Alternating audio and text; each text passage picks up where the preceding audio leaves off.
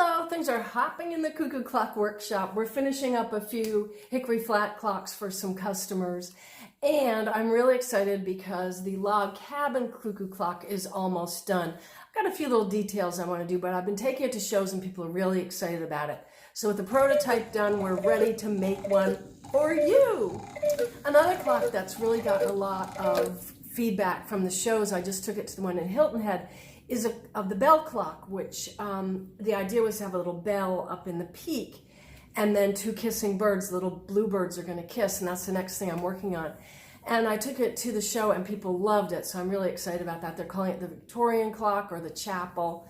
And also, speaking of shows, we somehow, now that everything's opened up again and I'm going to real art shows, I've turned into a Cuckoo Clock artist. How did I get to be a fine artist? But now we're in fine art shows and they don't allow the Cuckoo Clock mobile gallery van. So we have bought a booth and set it all up and are getting into the whole swing of things of doing these art shows. I'll be going to, Michigan, Louisville, all sorts of places this summer and fall. So hopefully I'll see you there.